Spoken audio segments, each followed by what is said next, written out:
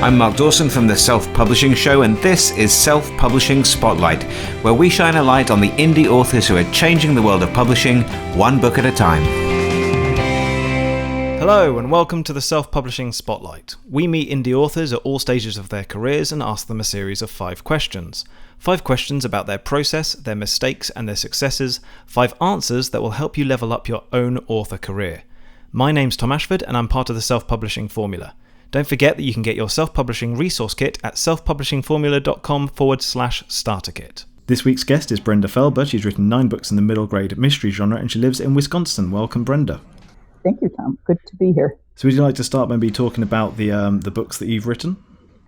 Sure. My series is to have, my intent is to have one set in every state in the United States. And since I'm in my late 60s, I hope I live long enough to do that.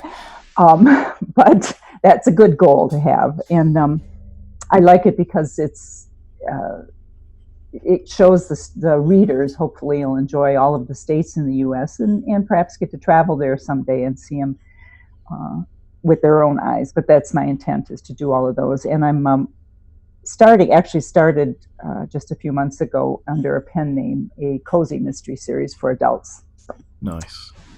Well, the sort of location hopping has worked for people like Dan Brown in the past, so why not? Yes, I enjoy it. It's tons of fun. Cool. Okay, well, diving into the questions. Question number 1 is, why do you write? I was never had this in my mind for years and years, but I returned to Wisconsin after living away for many years when my parents got ill, and so I did a semi-retirement, and I missed seeing my grandkids, so I would take them on trips to some different states. And that evolved into, gosh, I won't get them everywhere, and they're getting too old and don't want to run with grandma anymore. So that led me to this idea of sharing this with them and with other people. And so that's why I write. It started out as, I guess you might say, a bit of a hobby and something to do with my time, but that was in 2011, and it's evolved since then. My first book was published in 2015, so it took me a while to get the first one out, but I'm working on all of them now. It's going much smoother. Nice. And was there a reason that you chose middle grade mystery as a genre? I think because that's when I could capture, the age of my grandchildren was one thing at the time, but then right. I could also capture those readers before they get into young adult books, which I think is probably starting at a younger age now, that they're reading the young adult, but to catch them when they're just beyond the chapter stage and share with them whether it's around the world or I'm in the U.S. or wherever, just be able to share with them the small histories, and I think I can hook them maybe with doing the mystery with a bit of paranormal and to engage them that way. Nice. So obviously I presume you're indie published. So would you go for a traditional contract if offered? At this point, probably not. Oh boy, it would be tempting, to save as many authors, indie authors, consider all the marketing and things that we have to do. But looking at it from the perspective and listening to the different, like Joanna Penn, I listened from the beginning. I'm a member of ALLY, and certainly with the self-publishing formula, to listen to how the indie publishing has evolved, and it's getting easier and easier, and the opportunities for us, and certainly the control. I'm a Virgo, and I tend to like my organization and control. I don't know that I'd be willing to give that up. So, but as if I was offered some huge amount, I probably wouldn't say no, but I'm not looking for it. Yeah, fair. And were you ever tempted by writing as a profession or even as a hobby before you started sort of this series?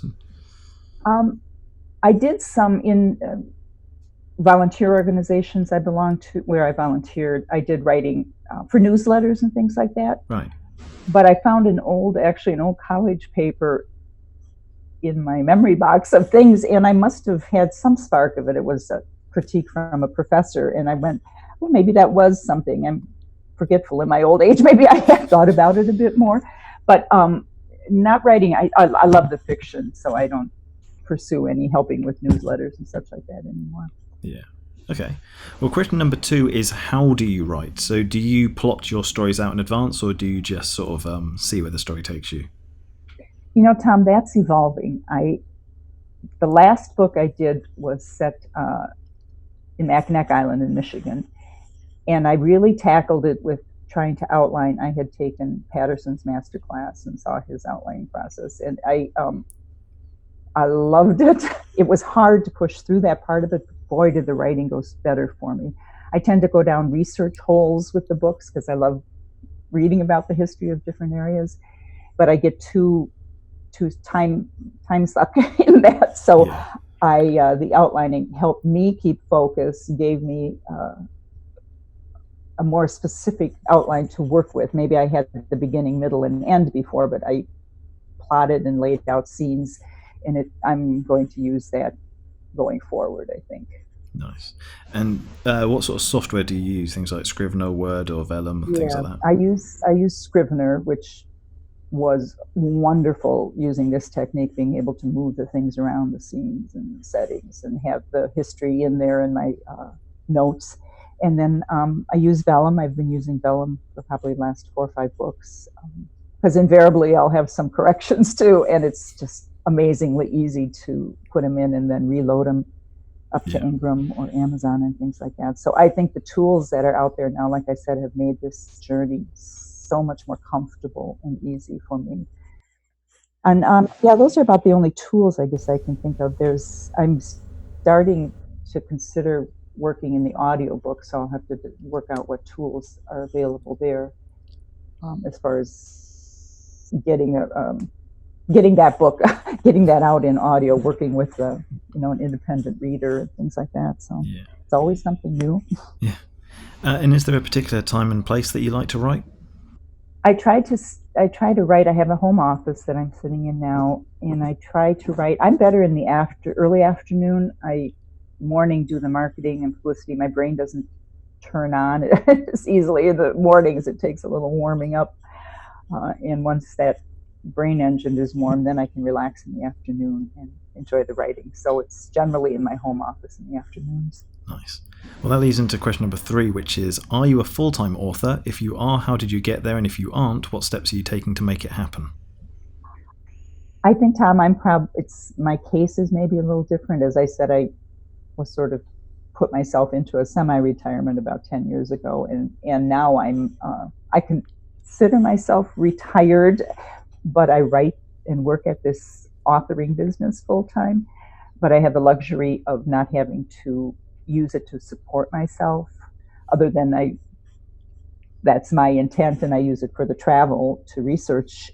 I get to every state I research, and so I'm doing it full-time, but I'm not using it to support myself. Is that a fair answer? Yeah, I think that's reasonable. Okay, alrighty. Okay, well, question number 4 is, what mistakes do you think you've made, and what have you got right? I think in the beginning, I spent so much time researching, which was wonderful, but I have tons of books now. I would buy every book about areas and enjoy them, but my goal of getting it done before I die, getting to all the states, I realized I needed to kick into gear. So I'm at about 3 books a year now, and when I introduce this other series, maybe I'll have to cut back on that. But that was one thing, was too much research. And then a couple of learning curves with the Amazon and Facebook bids and the bid price. Some oops of not cutting it back down before I launched, and spending and losing a lot of money that way. So those were my, I guess you'd call them mistakes. But you learn from them. So. Yeah, good mistakes. Yeah. And is there anything that you've got particularly right? Any sort of success stories behind it? I'm in so much of the information that's out there, and there's so much for the indie authors. I just love it. I love it. But some of the middle grade is a little bit of a harder marketing. I see Karen Inglis doing so well, and she put the book out for it. But I think that is something that I need to figure out better. So I'm looking forward with the Cozy Mystery to the marketing I've learned. And in fact, I just did a Facebook consultant called me, he was wonderfully helpful. I think they do that periodically with different authors. So I'm seeing them reach out and try to keep a positive attitude about Amazon, even as they change. I think they're trying to get, themselves, but they're trying to help us too, because we bring something to them. So I think trying to keep that positive attitude about that all, and it's been coming to good fruition. It's good. Nice. Okay, well, the fifth and final question is, what's your final piece of advice for authors starting out in indie publishing? I found, and it took a long to get my wheels going. Those first 4 years were just researching and building my website and learning. And I think it is important to immerse yourself in some of that, because I know there's that, well, just keep writing. I mean, certainly that's the end goal. Yeah. But I think to be a successful indie publisher, you have to learn internet. Oops, is that mine? I apologize. You have to learn internet. And all the ways to work around it. I think it's hard not to do that. I know some who try, and it is more difficult. So I would say immerse yourself in all the information that's free out there. Maybe start taking some of the courses, get some of the craft books, and keep that positive attitude. Enjoy the writing part of it. If you're writing to market, is certainly different than if you want to write a passionate memoir. I'm speaking to a retirement group at our local university campus here about writing as, is it a hobby, or is it that you want to be published and earn income from it? And those are advice is given if which path you're taking. I think there's different advice for each one, and so that'll be interesting to talk to the older, my generation of people who think about writing. Some just want to get that memoir out. You could do that and maybe get it published. It's amazing how easily you put your work up now. So I would encourage them to do that. But if you really want to delve into it, the world of the marketing and publicity is amazing. What's available, and it goes on and on and on. And there's always a bright new shiny object out there to grab onto. So my advice is understand what path you want to be on, and then keep focused on that. Don't get drawn down all the other ones. Yeah, very good. Awesome. Well, those are your 5 questions. Thank you very much for coming on the show. Well, thank you, Tom. Thank you for having me, and keep up the good work there. Thank you. Seriously, you do a lot. Thank you. That's it for this week's Self-Publishing Spotlight. Don't forget that you can get your free self-publishing resource kit at selfpublishingformula.com/starter kit. And if you want to appear as a guest on this show, send us brief details about yourself and your writing at selfpublishingformula.com/spotlight-guest. I'm Tom Ashford, and I'll see you again next week.